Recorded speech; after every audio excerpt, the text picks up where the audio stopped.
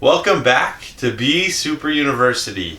Today we are talking about driving forces and specifically the Surroundings Continuum. So the focus of this driving force section is the surroundings, and the key words for this section are objective and harmonious. And as always, we like to focus on both sides of this continuum, talk about the differences, help you understand how these could be helpful to know yourself, to identify if you are on one side or the other. As a reminder, there are 12 driving forces, 6 different focuses, and you have a total of 4 primary driving focuses that are driving forces that really are your top motivators, the things that really get your juices flowing, your energy going, and those are the things that you want to have in your life to make sure that you're being engaged and satisfied. And this is always a work in progress as we have these videos and as we try to continue to help you learn a little bit more. So bear with me with my board, with the audio. Hopefully it sounds good today. But I'm super excited to be with you. My name is Jake Newman. I'm an expert in behaviors and motivators, and I am here to help you understand a little bit more about yourself, a little bit more about the people around you, and be able to work better together, have more effective communication, and build those stronger, better relationships. So as we talk today we're talking about surroundings, and this focus of surroundings is how the beauty and form in the surroundings, in your surroundings, impact and influence your experience. And when we talk specifically about objective, this is the side that focuses on the tangible and functional components of your surroundings. So if that sounds similar to you, let's learn a little bit more and see if it really is true, if this really is you. And so these individuals, they have the ability to compartmentalize, and in a lot of cases we're talking about chaotic environments. There's a lot of fires going on, a lot of different things going on.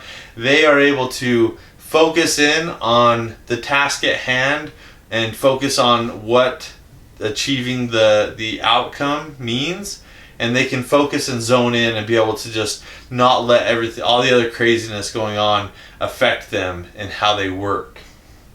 They also focus on functionality. So they care more about how something works and if it works in the right way versus how it appears. And then they are able to separate personal from business.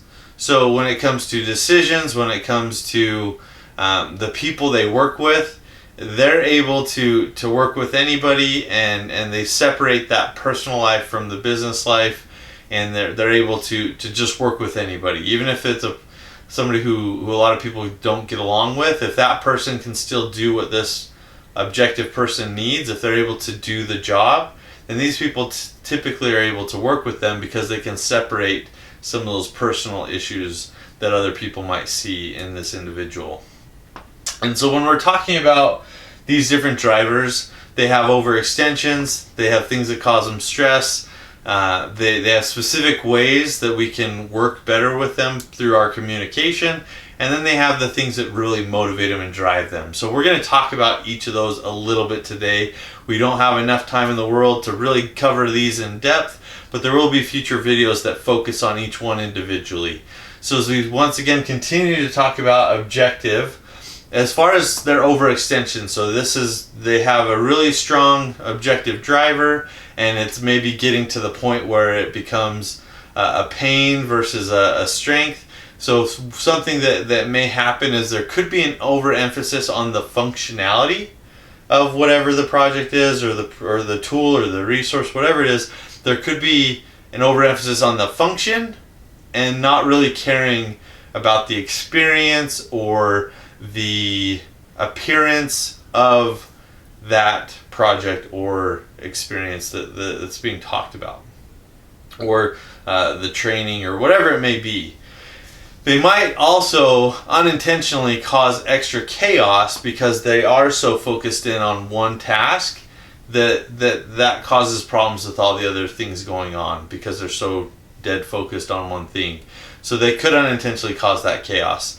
When it comes to these people and the things that really are going to cause them extra stress and make life difficult for them is when they're involved in a project where the focus is solely on appearance and people aren't caring about the functionality, or if they're hearing about a highly subjective experience. They're objective, obviously, and so if everything is seeming more subjective, more opinion related, not firm, then that could also cause these individuals a lot of stress. How about communication tips? So leaders and people who work with people who might be objective, please tune in. These people like tangible information, so they like the facts, the data, to really know that something is the way it is. And and so you want to communicate with them that way, but also help them understand how compartmentalizing the conversation that you're having with them to specific topics. So don't talk about a million different things. Focus in, zone in on one specific thing with them, and have that good quality conversation. And then talk in bullet points. Don't just tell long stories. Don't try to bring them into the story and get them engaged and involved. These people, in a lot of cases, just want to know the key points. And then when it comes to energy and really getting them motivated and excited about something, chaotic situations actually really get these people excited because that doesn't bother them. They may thrive in those situations. For me, because I am actually a really high objective, have a really high objective driver, I think of procrastination. Like, I'm not here to say procrastination is a good thing. I know it's not a great thing, but I find myself doing my best work when it's coming closer to the deadline. And so it's a problem of mine, a challenge of mine, but I have actually seen myself procrastinate because I know that when the fire is right behind me, that I'm going to be busting it hard to get whatever I need to done. And because I thrive in that environment where there's just so much chaos and I have to get it done and I have this deadline and I really got to push hard, like that's where I thrive. And so I understand that motivator. It gets me going, and that's when my best work comes out. Also, if you can help them find opportunities to focus on specific measurable outcomes, then these people are going to really thrive there as well, because they want to make sure and work through that. And then the last thing is anytime you can allow them to really focus on the function of something, a function of a project or a tool that's being worked on, if they can help focus in on that, then they're going to really be engaged and satisfied with that experience as well. So let's talk about harmonious. These individuals have a subjective focus on the experience and the totality of their surroundings, and they seek to beautify and harmonize the world around them. And so some of the keywords or characteristics with this side of the driver is they want to seek balance. They want everything to be stable and to be in a good place and not all over the place. They also prefer form over function, so you can already see there's the opposite there. Function over form, form over function, and they definitely prefer harmony and tranquility. They want things just to be nice and smooth and a great experience. So some overextensions for these individuals is when they have their subjective feelings conflict with the objective reality of the situation. They may also there may also be an imbalance with the overall. If there's an imbalance in the environment, in the work, then that could actually affect other or all aspects of their life. So even though this is the problem here, it might also affect this and this and this, and just make everything hard for them. And so when we talk about what causes these people a lot of stress, ugly environments, chaotic environments, any kind of disturbance to form harmony and beauty in the environment, in the project, could really cause stress to these people. As far as communicating with these individuals, you want to focus in on the overall experience. If you're talking about a project or a situation, focus on that experience, and then how they can achieve or restore balance to that situation because they want that harmony, and then helping them understand the impact or improvement they can make in their surroundings.